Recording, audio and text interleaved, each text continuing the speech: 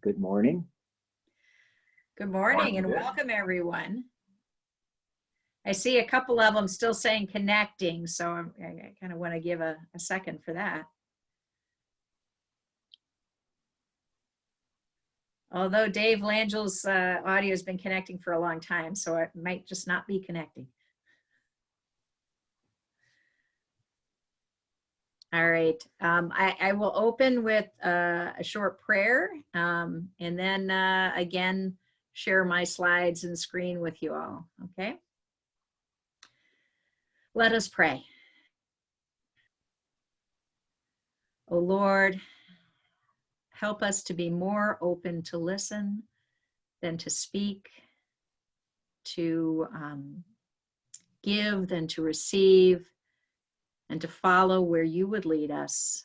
Lord, may we hear your voice and follow you. In Jesus' name, amen. Amen. All right.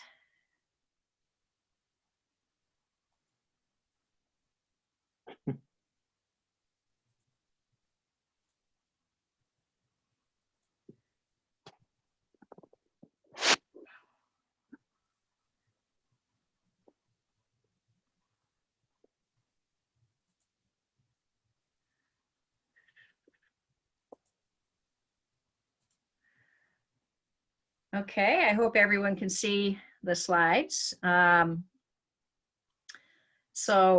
few years ago at coffee hour, and at a time when we were talking in our country about immigration reform, and this was before the DREAM Act that didn't ever pass, and all of these things, and in the midst of those coming about, the discussion, people had very, very different views from one another. And one of the things that struck me as odd was that some of the people who had been just wonderfully generous and welcoming and helpful to some of our immigrant folks were some of the people who didn't want immigration reform. And so it was something where I thought, well, what is going on here? And is this an area that we could understand better if we looked at this as a polarity? So hopefully some of you caught what we were doing in the last week. But before we go into that, I wanted to start with this opening meditation where we will read it. There's 3 different versions of just 2 verses, so it'll hopefully be fairly short. The first time it's read, we'll have the question, what word or phrase struck you? And the request is that you just share that word or phrase and not go into because and why and all of that, but just share which word or phrase struck you. And then we'll have somebody read the second one, and that time we'll say, the question will be, what is this saying to you? What is this word saying to you? And then the third time it'll be read again, and the question will be, what is it calling on you to do? I'll go ahead and read the first one, but then after that, I will see if somebody else can read each of the next ones. So, and again, this is just what word or phrase. When a foreigner resides among you in your land, do not mistreat them. The foreigner residing among you must be treated as your native born. Love them as yourself, for you were foreigners in Egypt. I am the Lord your God.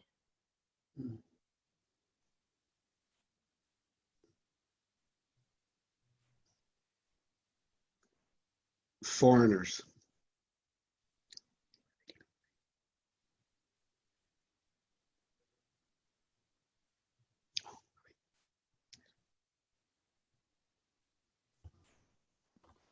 Love them as yourself.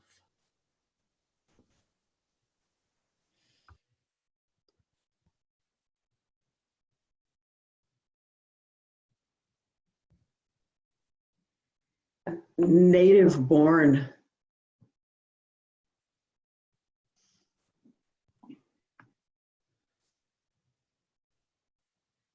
Among you.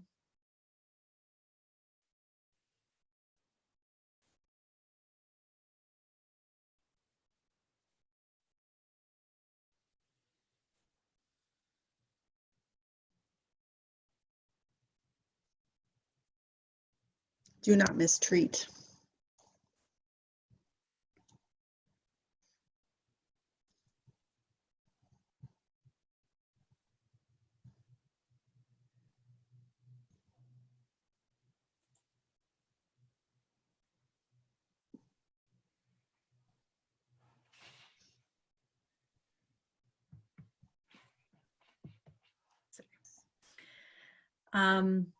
So now, Dick, would you like to read the second one, the middle one?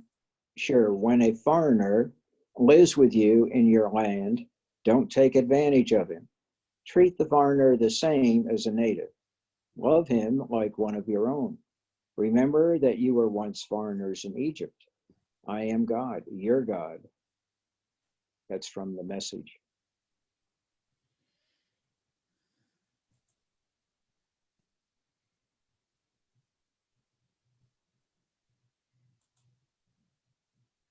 So this time, what is the message say, in this case, literally the message? What is the message saying to you? Remember.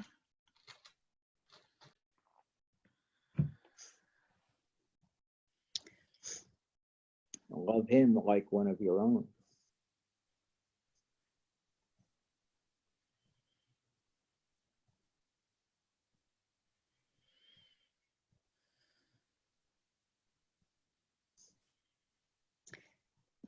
Don't take advantage.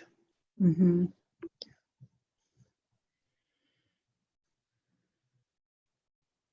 Yeah.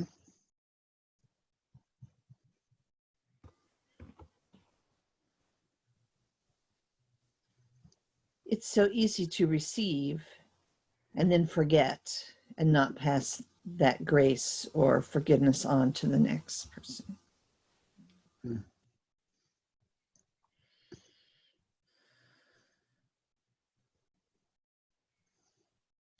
There isn't really an other. There's a same. Yeah, and to me, this is like the universality of that we are all human. We are all sharing this globe.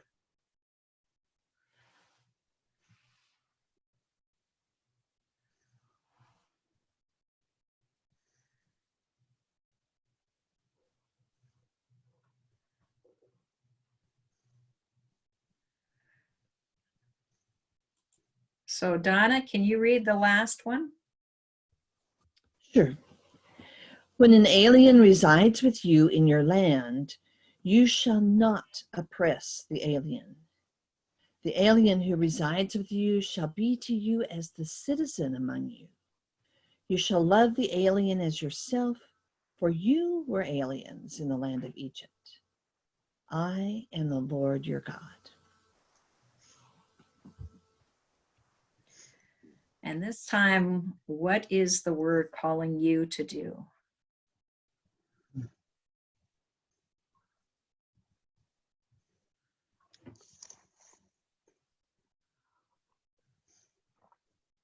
think it's calling us to love our fellow citizens as well as the aliens.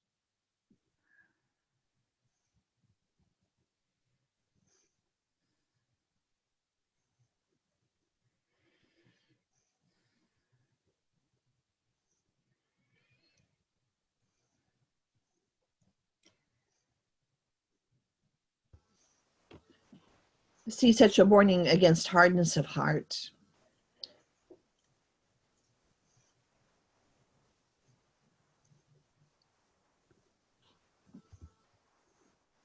I'm not in love with the term alien. It just connotates lack of difference and lack of and not commonality.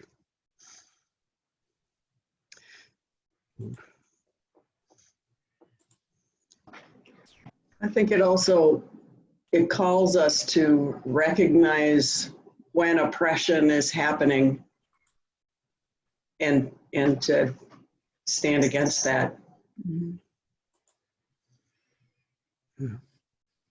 Just in whatever ways you can, like advocate, and I don't know practically right now, but advocate that everyone deserves to be treated with, dignity and I don't like the words rights because that's political, and I don't mean political, but we don't treat anyone different than we would our neighbor or another quote unquote citizen. They don't deserve to be treated differently.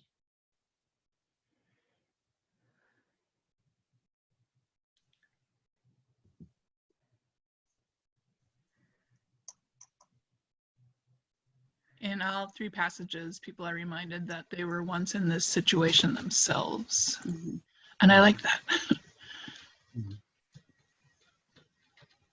Yeah. Yeah. And if we think about being Christians and being enveloped in God's kingdom and in the church, you can also look at it there as is that to be welcoming to, in that situation as well.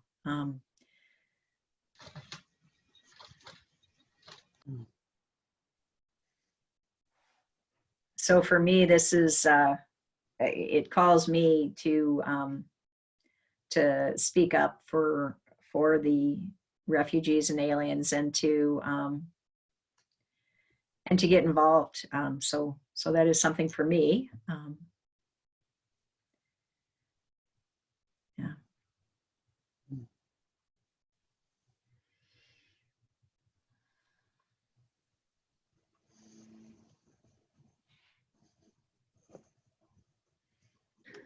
I think it also, in some ways, it's like holding up a mirror and looking at where am I complicit in systems that are oppressing people? Where am I just letting the status quo be because it's not bothering me? Yeah.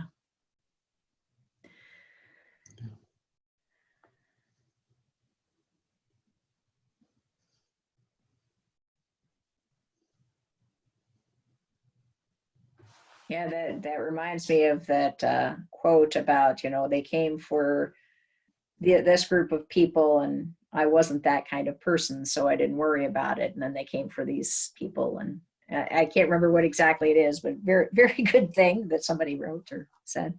Anyways, any other things people want to share before we move on to into the lesson, more or less? I think there's a relational piece to this, but also systemic. So it talks about loving people and not mistreating them, but also not oppressing them or taking advantage of them. And to me, that is more of a economic statement, maybe. Yeah. So more about the system. Yeah. I see very little systemic stuff, and I see very little systemic things in this. I just see, I see these representations of the same passage as all being very personal. The foreigner resides among you. You shall not oppress the alien who resides with you. It doesn't, maybe, if you think about economic oppression, you might go to think about systemic things, but I don't think these verses really, or this passage in Leviticus really, this doesn't represent that to me. Yeah, I think to know more of that context would be to read it within its context. Where is this being addressed? How is it being, and so, yeah, that's, and then of course we all hear things with different layers, and myself, I can look at a verse and it tells me one thing one year, and 10 years from now, I will be in a different place and I will hear it differently. And so, yeah. And it doesn't mean that I was wrong in the first time, or, but Right. just different meanings can come. And Right, because it yeah, really does read differently depending on how you read you. If you're talking about you to the nation of Israel, then it Right. does have a contextual. It's not like Moses is having coffee with Aaron and saying this, right? He's talking to a people, and it's written down in the law. So there is, for me, when I hear it and I read it, I think that way, because I'm, that contextual piece is bigger than the personal you. I actually think That's a really good point.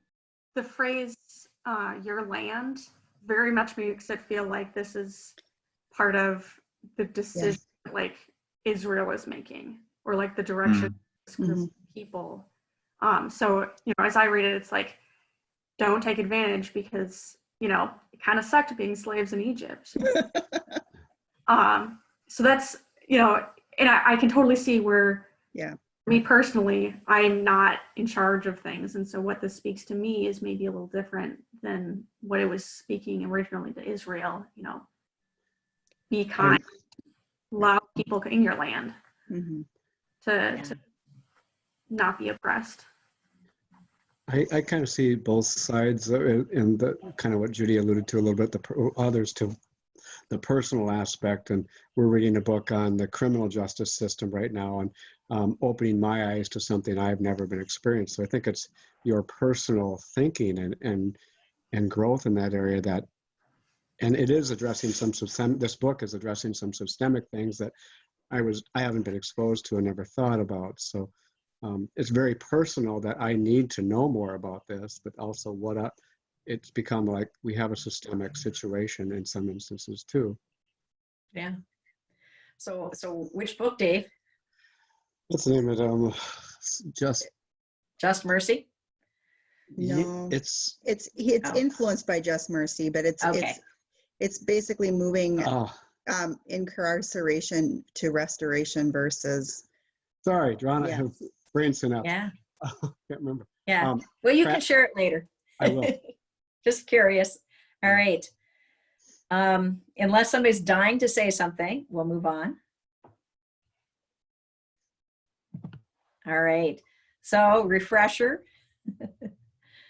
The idea of mapping polarities and thinking about that there are two goods that we're trying to achieve, and the importance of achieving both towards life, and the bad thing if we try and hold on to only one side, and that leads to death.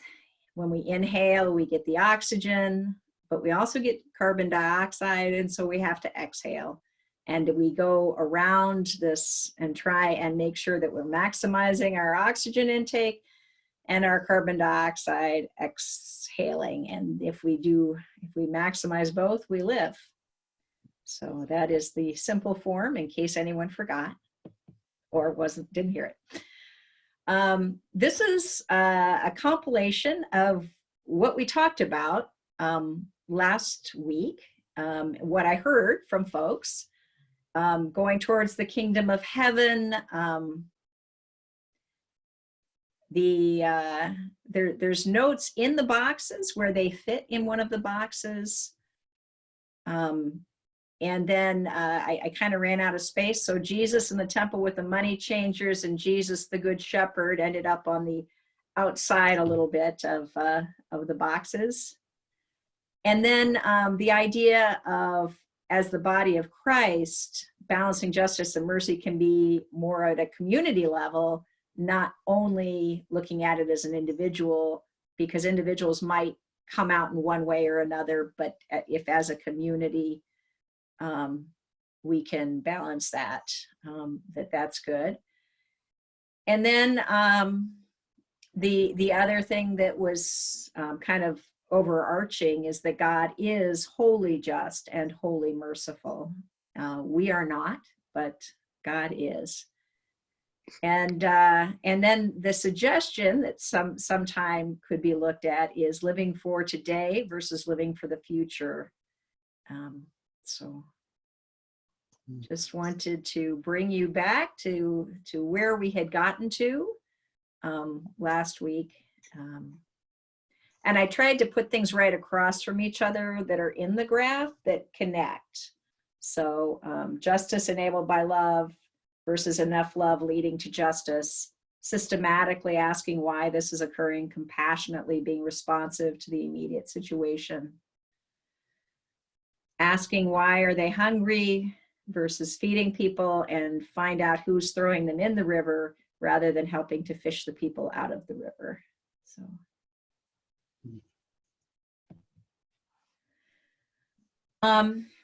Looking at, I'm very into stories. So looking at stories of polarities and complexities, and these in this first one was in my life. When I was in college, there was talk about changing the draft to include women. And so for the first time, I had to think about, well, what if I were drafted? What would that mean? Would I be able to take a gun and kill somebody? My dad is a hunter, and I have never gone hunting with him, but I sometimes go train the dogs. And occasionally he'll say, okay, shoot a blank as you throw the thing. And so that, and I'm like, I'm uncomfortable shooting the blank. I'm going, this isn't going to work for me. And also my own convictions in following Jesus, I felt that I didn't have the right to take someone's life. And I started to look at that, and actually joined the Episcopal Peace Fellowship and got involved a little bit there.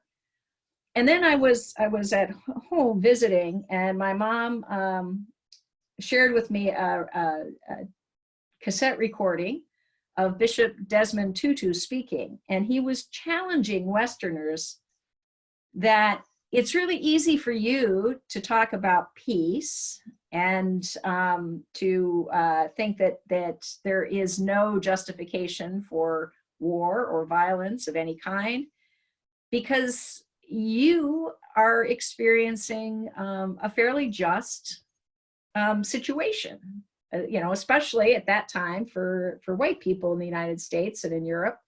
We had it pretty good. We had courts that we could go to if somebody violated our rights, and we had a situation in which turning the other cheek probably wasn't going to kill us. And contrasting that with a situation in South Africa, and that they had a very unjust situation, and that it's easy for you to be all about peace when you have justice, but we don't have justice.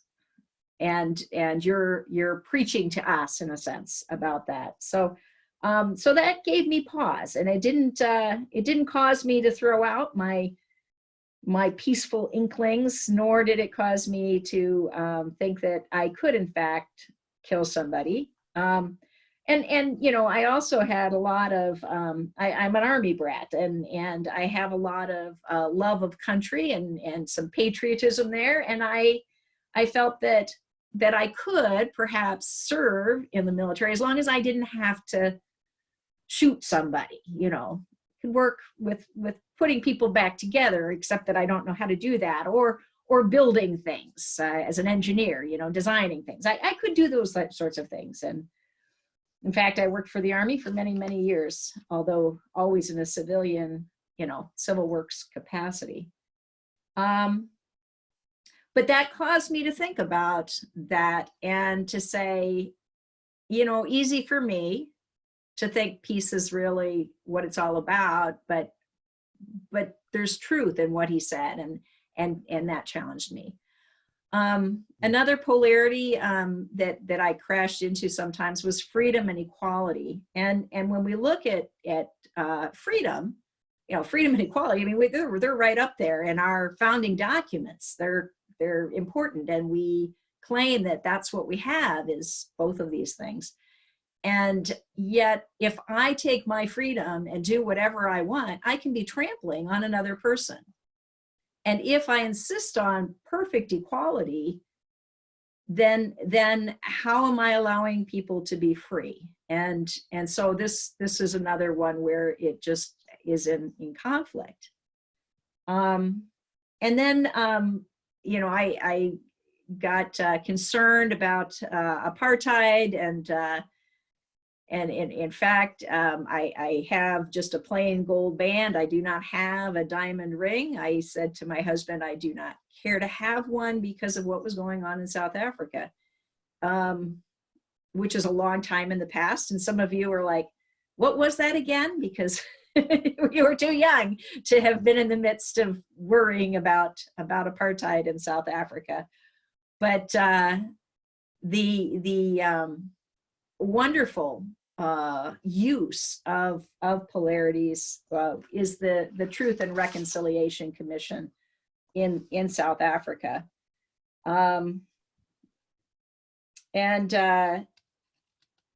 So the Truth and Reconciliation Commission, combined with individual amnesty, was a way for South Africa to move forward as a nation.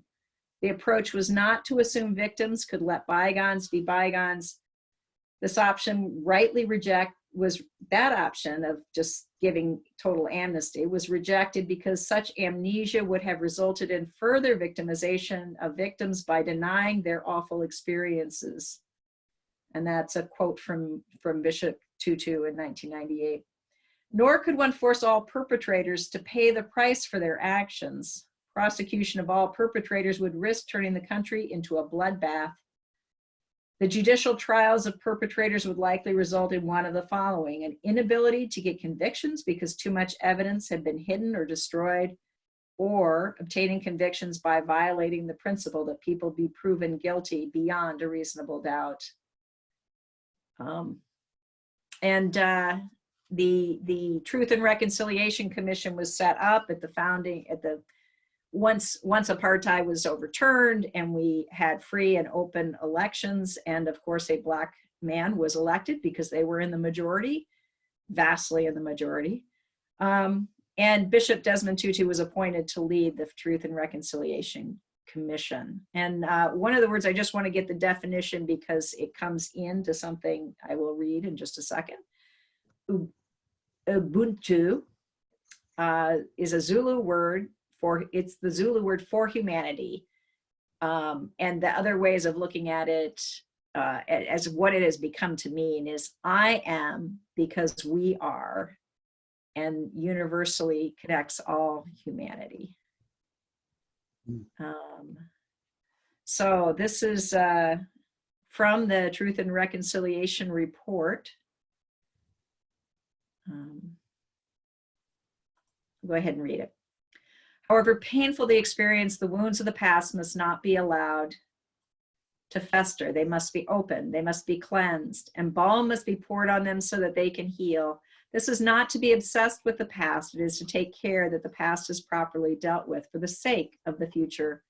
In our case, dealing with the past means knowing what happened, who ordered that this person should be killed, why did this gross violation of human rights take place. We also need to know about the past so that we can renew our resolve and commitment that never again will such violations take place. We need to know about the past in order to establish a culture of respect for human rights. It is only by accounting for the past that we can become accountable for the future. For all these reasons, our nation, through those who negotiated the transition from apartheid to democracy, chose the option of individual and not blanket amnesty. And we believe that this individual amnesty has demonstrated its value. One of the criteria to be satisfied before amnesty could be granted was full disclosure of the truth. Freedom was granted in exchange for truth. We have, through these means, been able to uncover much of what happened in the past. We know what happened to Steve Biko, to the Pebco 3, to the Craddock 4. We know who ordered the Church Street bomb attack and who was responsible for the St. James Church massacre. we have been able to exhume the remains of about 50 activists who were abducted, killed, and buried secretly. I recall so vividly how at one of our hearings, a mother cried out plaintively, "Please, can't you bring back even just a bone of my child so that I can bury him?" This is something we have been able to do for some families and thereby enabled them to experience closure. Thus, we have trodden the path urged on our people by the preamble to our founding act, which called on the need for understanding, but not for vengeance, a need for reparation, but not retaliation, a need for Ubuntu, but not for victimization. And then this quote from the Archbishop of Canterbury, who was speaking at a Faith and Conflict conference. "So often we seek like-mindedness so that we can get on with the job of worship, of making disciples, of serving other human beings. Because conflict in the church feels time-consuming and destructive, we turn from facing it and instead seek those with whom we agree." And on that note, I want to say that we know we don't all agree on things, and we do either avoid talking about them or we get in small groups with people who think like us. So as we move into looking at the polarity thing in regard to immigration, I want to, these are ground rules I came up with. If you want to add something, you could do so. That we ask people to speak bravely and honestly, and speak for yourself, not in generalities. Take responsibility for what you say and feel without blame. Use empathetic listening. Be sensitive to differences in communication styles. Ponder what you hear and feel before you speak. Examine your own assumptions and perceptions. And then the keep confidentiality while we're recording this, and it's going to be posted, so forget about that one. Trust ambiguity because we are not here to debate who is right and wrong, and give space for others to be heard. Anything anybody wants to add to that?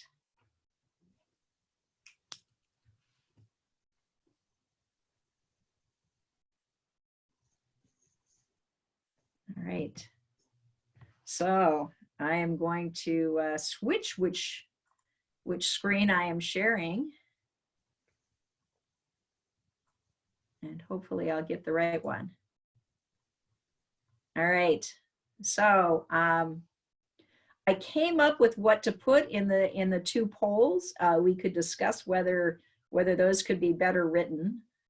One is preserving immigration law, enforcing immigration law, something along those lines. Another one is reform. For example, having a pathway to citizenship. So those are what I put in the thing, because as what I was hearing was like a conflict between those, just in coffee hour chatter, which of course hasn't happened recently because we aren't together for coffee hour. And it may not be the top issue at the moment. I think everybody would talk about COVID if we gathered. So in looking at that, I would ask, oh, go ahead. No, that's okay. It doesn't work. So perhaps you have two sources using sound in the same household, and that's why it reverberated. So if one of them is muted, the other one can be unmuted.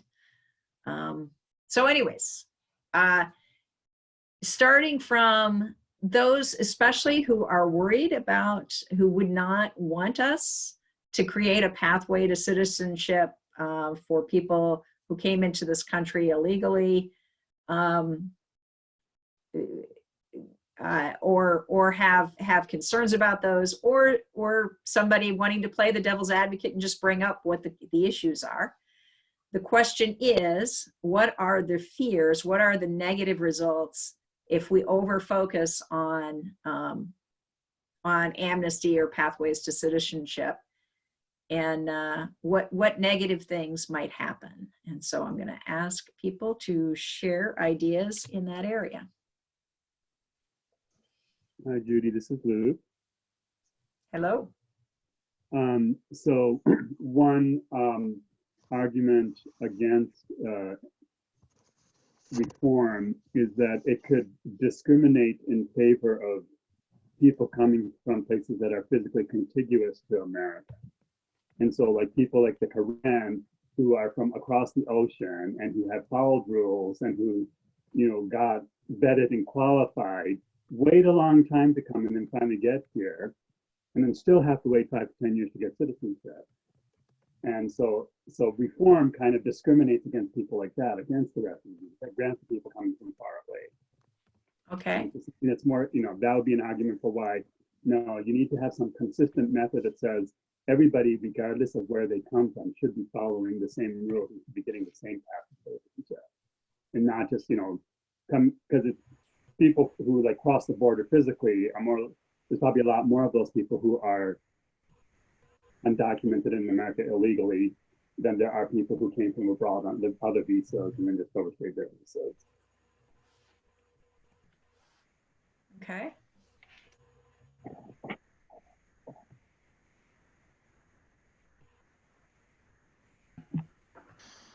Something, oh, sorry, Joy, did you want to go? Thanks, Luke. I had not even thought about that. You know, that certain people have followed the law, immigrants, refugees coming into this country, and then changing it would result in creating a preference for people who are just coming, you know, coming illegally because they're in a country next to the US or near it.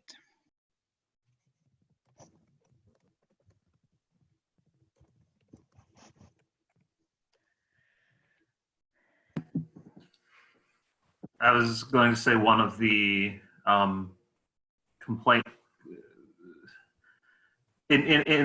coming from a perspective where I want to see spread out of further social services and governmental programs is I've heard people express concerns about whether or not you have what am I saying? Whether you can actually make the program sustainable if you don't put limitations on that kind of thing, on immigration into the country.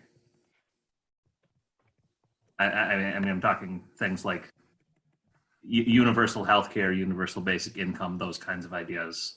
How do you set those up in such a way that if anyone can get access to them, that you don't cause the system to break, which I don't need to go more into that thoughts on that. So does this capture it, social services overtaxed? No. Close enough, yeah. Yeah. All right. A similar argument that's made is in the United States, we have a pretty high footprint on our planet. We use a lot of resources. And a lot of people want to come here. And the more people who come here and adopt our standard of living, the more quickly we're burning through the Earth's finite resources.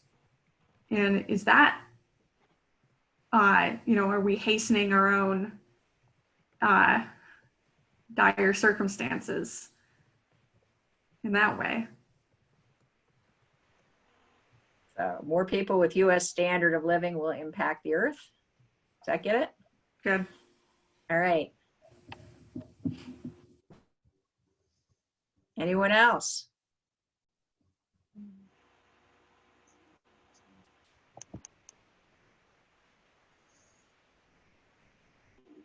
I would just reinforce number 2 there, Elwood's point that there's a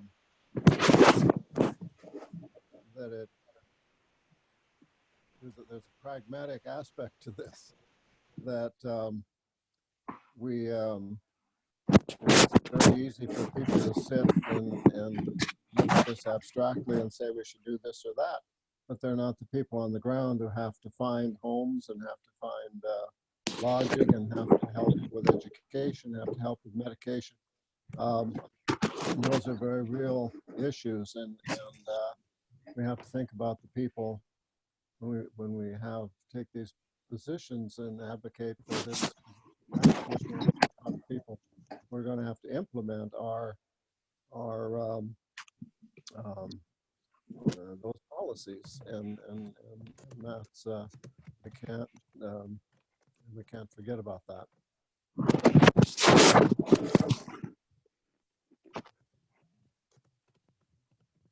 So Judy, I'll offer more of an economic argument in favor of immigration, in that long-term economic growth for any country or society is directly linked to population growth. And we only have to look at some European countries, and particularly Japan, to see if your population shrinks, then your economy is going to shrink. And then to the specific question about overtaxing social services, most of the studies related to immigrants, and particularly even refugees, have shown that while there's sort of a civic investment in social services in those people during their first years, within less than 10 years, all refugees have shown to actually produce economic growth and to more than pay back and contribute to society, the cost that was invested in them, during the early years. And, we all know kind of just our own anecdotes of immigrants who we've had experience with, building businesses and paying taxes and growing families and those things. And the economic, literature shows that, it is definitely a net positive. All right. I'm going to take a second here and say, is there anybody else who wants to talk about fears of allowing an amnesty or pathway to citizenship or reforming? Well, Judy, one fear would be that we just keep doing recurring reforms and we never get a permanent solution. That we give an amnesty and, okay, so everybody now that's been in the country illegally can become a citizen. But then, 25 years from now, there's another 20 million people who entered America since then, and then we have to do another, because we already did one round of this about 25 years ago, and it's like, okay, we'll do it again, but then we'll just have to do it again in 25 years again. So it's that there's a lack of a permanent solution in the reform approach. So to actually completely reform the law and make it permanent and actually deal with the whole way in which people come, you're just going to have to repeat the process of amnesty every 2 decades. Yeah. I guess if I can kind of piggyback on that, because I'm thinking that the other side of this is maybe not so much preserving immigration law so much as enforcing.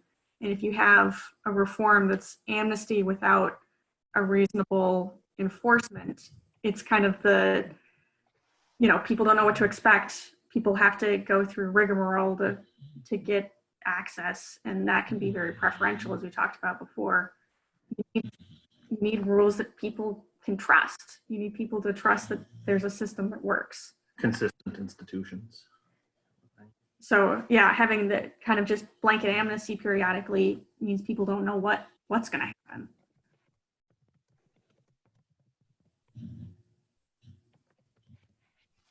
All right. And of course, I don't know if any of my spelling is correct, but we're just going to have to live with that. So moving from the negatives, the fears with either an amnesty or pathway to citizenship, let's move up to where John Gappa took us, which is what are the positive results if we do this, if we create this.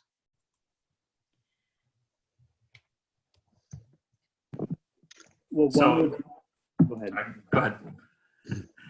Well, one would be that we have a more honest economy, because we already have millions of people who are working here and contributing to the economy,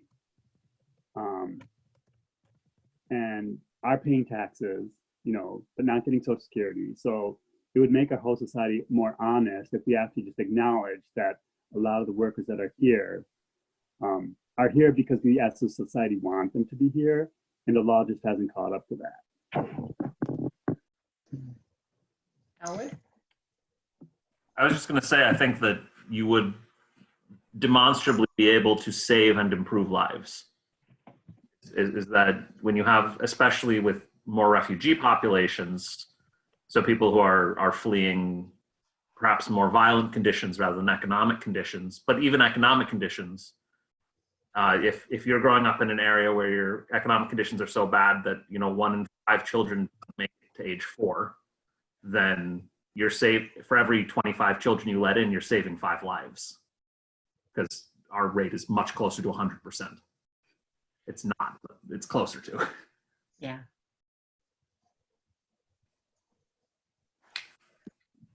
I would say, thinking about the cultural impact of having people from everywhere be here, that it makes American culture more vibrant.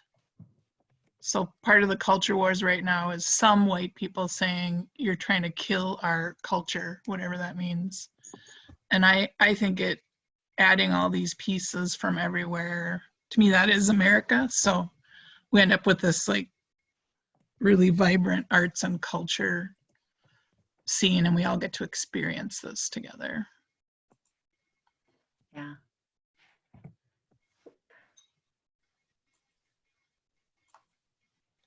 Yeah, forget that these immigrants are really, really hard workers.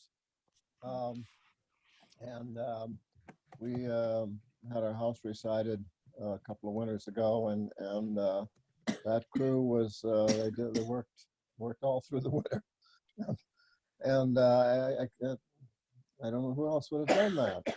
And we live across the street from a house where half a dozen Mexican Americans are workers come up in the summer and do cement work, and they're wonderful neighbors, and we just love to. And they have a hard life. You see them out talking on their cell phones to their families at home, and we need those people, and we need the variety, and we need the work ethic.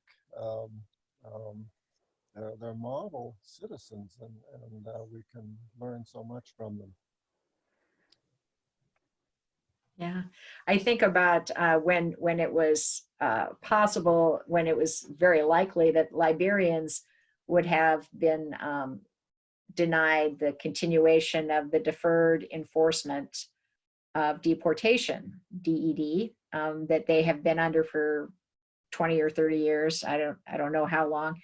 And that was going to not be continued, and the impact on the nursing homes and healthcare workers and so many nurses, aides, and others were Liberian, especially here in Minnesota.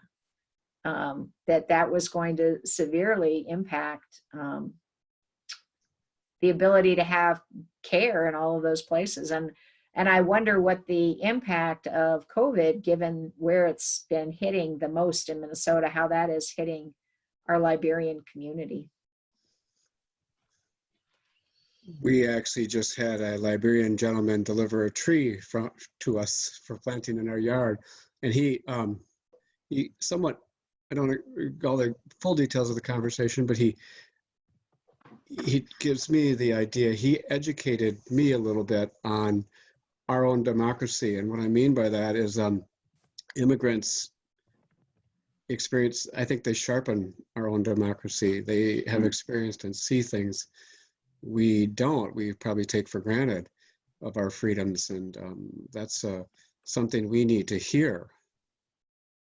And yeah, I often have wonderful conversations, or used to have wonderful conversations with taxi drivers all over the country, which almost all of them have been immigrants, and hearing, what's going on, and stories of their family and how they came, and yeah, definitely an appreciation for the U.S. I think the other thing that this helps us with is the work of bringing the kingdom come. We can look to the kingdom of heaven with every tongue and tribe and nation together as one, as a model for how we're supposed to live, for how we can be whole. Yeah.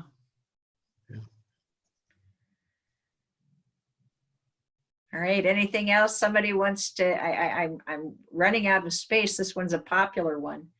But is there anything else that hasn't been touched on? Could we throw something on the other side? You know, if Well, that's where we'll go next. okay. Except where we're going to go next is what are the fears about preserving immigration laws and enforcing immigration laws. So there's a technique when you have a challenging situation of how you populate the chart. And I am trying to follow that. So let's go there. Fears. What bad will happen if we enforce and preserve current immigration law?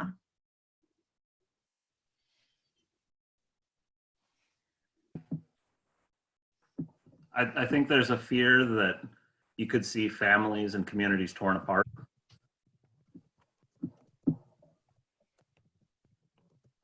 It's not just a fear. Yeah. It's happening. Fair enough. Sorry. Yeah, no, I'm just thinking about children in cages at the border. So if it's taken to its extreme, gets us there.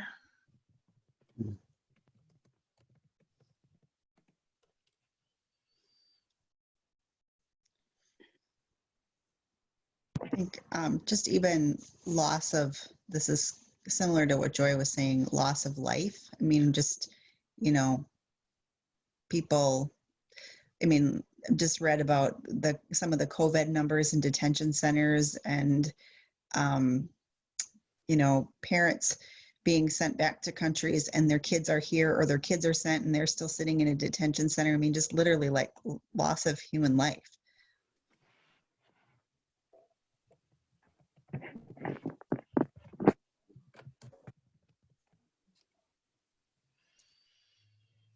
Well, stateless people can be stuck in permanent limbo because they don't have any country that's willing to accept them if America wants to deport them.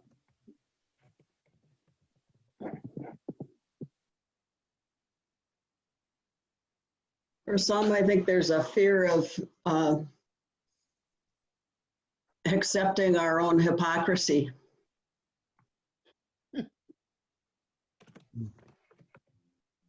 Can you say more about that, Kristen?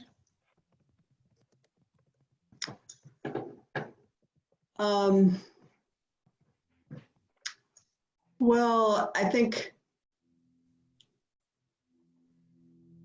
immigration law, in my opinion, isn't great the way it is, and enforcing it just saying it's great and it's what we need, all we need to do is enforce it, doesn't address the injustices that are woven into it currently. So I think that's kind of where that comes from. Mm-hmm. Can you give an example of a type of injustice?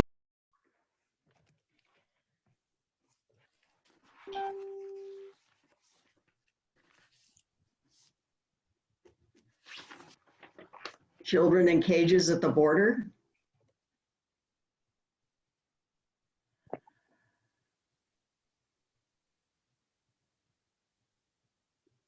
Well, an example of an injustice is we have illegal, you know, undocumented workers paying Social Security, but they will never receive Social Security benefits. Okay, thank you.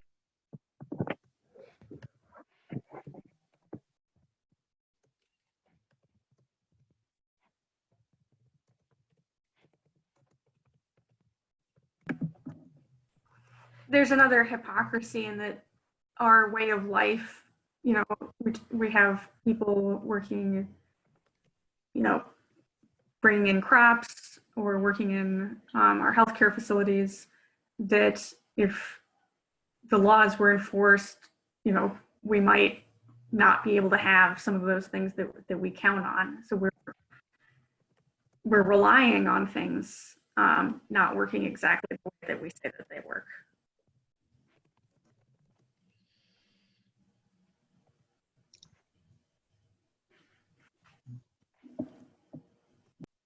Well, I've wondered about favoritism of immigrants from some countries, but not others. So there's always reasons given for that, but to me, to make a, I guess this is a political statement, it seems like the lighter your skin, the more likely you'll be allowed in. So I'm not an expert on immigration law, so maybe somebody else can comment on that too. One of my thoughts to piggyback, Joy, is I understand educationally there's criteria and preferential treatment based on certain educations as well. Yeah, that is definitely true. I would also add onto that we've had a real checkered history in this country of immigration law and who we've let into the country, and it's been very racist and unjust over decades and hundreds of years. So I have a mistrust that we'll get a balanced immigration policy, and I don't think we have one now. So that's my fear of enforcing what we have. Yeah. Well, if there are educational requirements, what if you are from a country where there is no education system at all? Right. Or if you're a woman and women are not allowed to go to school at all. So, you know, you want an education, but you don't have access to one. So. Right. A lot of those things definitely affect whether you can immigrate. But the exception has been the policy around refugees, which are treated differently than the other sorts of immigration. But we are coming close to 10:30, so I'm going to move us to what are the positives of enforcing and preserving immigration law.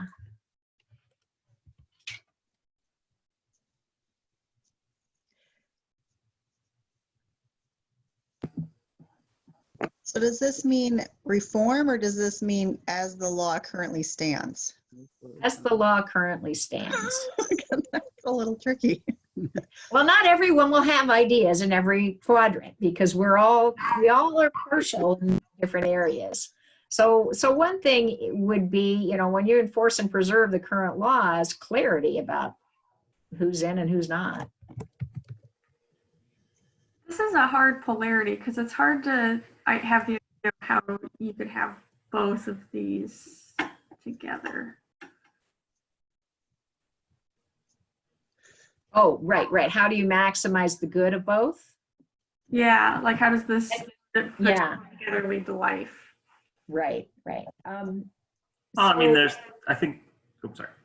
Go ahead. I was just going to say is that if your fear with enforcing a law is that law is unjust, reforming that law to be just can lead to a better system for everyone if you can actually reform the law to be just. And then enforcing a just law being good. Which I mean, not to say that it's an easy thing to do by any means. No. So an action step might be to improve the laws so that they are more just. But you know, so that's going into next steps that we're not going to get to today. So anyways, what is another thing? Try hard. Think about what's positive about enforcing and preserving immigration law. It's good enough it's been good enough for us for this many decades. Why not keep that? Who's us? But I mean, that America has been functional and successful, and we're still the #1 economy in the world, even though we have this imperfect immigration system. So, collectively as a whole country, well, there's certainly, like you might even argue that a person who is disadvantaged in America is still far better off than wherever they came from. Because even as an advantaged person in their home country, they end up economically and politically and socially better off, even at disadvantaged position as an illegal immigrant in America. I think that's one of the arguments that people would make is that, look, there's people who are here in America illegally and they make enough money to send back home to their family. And even if they're constantly under, worrying about suddenly being deported, overall, their life really just, even under being here illegally, their life ends up being better. So it's another kind of honesty of saying, we just accept that our country works this way, and that what some people think is a problem is, it's kind of like the speed limits. We all know that there's the legal speed limit and that there's the social speed limit, and we sort of live with the fact that the traffic laws are irregularly and unevenly enforced. So why not do the same thing about immigration law? So one of the things is, I think, preserving jobs for Americans is something I hear.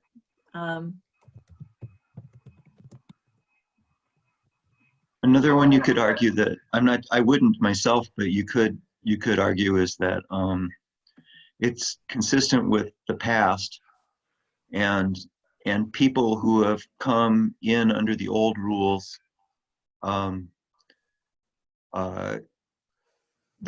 the past rules, wouldn't feel like they'd been given a bad deal if it changed. I'm not sure this is a valid argument, but I can hear it happening. And some people argue that the laws will discourage people from coming here illegally. Apparently not, but I mean, they say let's have these laws and processes so that people will follow them. Well, and there are people that haven't come.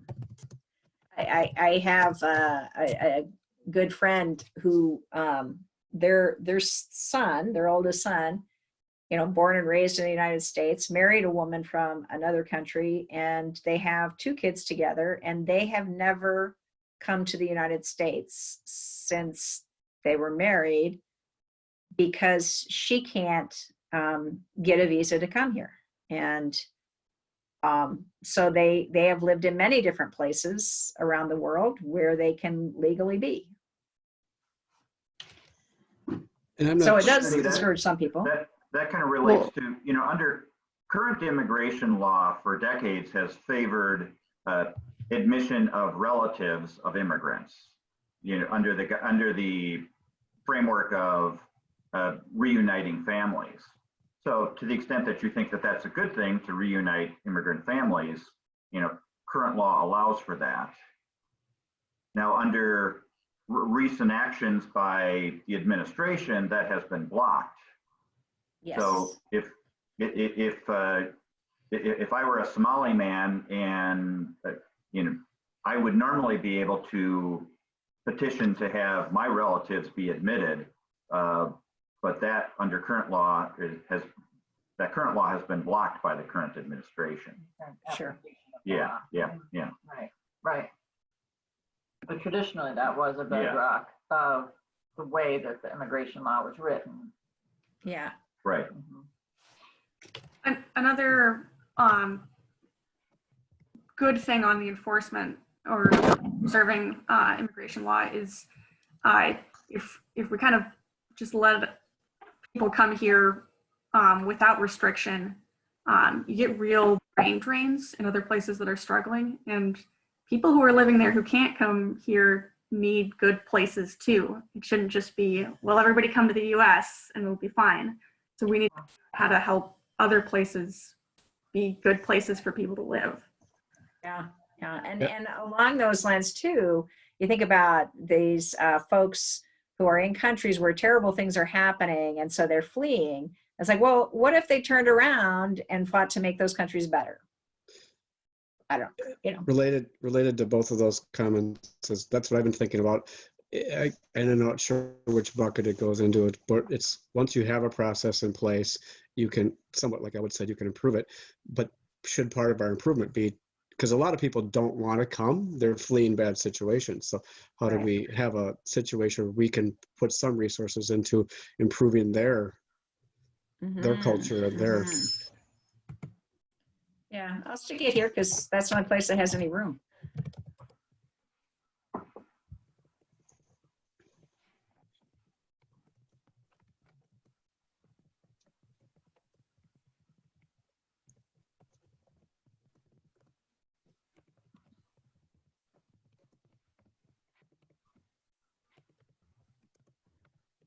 Yeah, all right. So we filled out a whole bunch of stuff here. You know, if anybody wants, I could make a copy of, say, this one and the one that we did from last week and send it to you. So if you send me an email, I will be happy to send to any that request it, those two charts. But I think we need to wrap this up and switch over to our worship time. Do I have any volunteers to pray us out? I will. Okay. Father, thank you for your grace and your mercy and your justice to us. Lord, thank you for Judy's leadership and for your scripture that guides so much of our personal lives and our community lives. Lord, help us to be people focused on your kingdom and your heart. And I lift this up in Jesus' name. Amen. Amen. Amen. And just the last word I want to leave is, in part, we learn that there are good things about the viewpoints, and good people have viewpoints on both sides. And it's helpful to be understanding of that. And, you know, I certainly lean one way, but it doesn't mean that somebody who leans a different way is a bad person. All right. Thanks, everybody, for joining us. Thank you. Bye, everybody.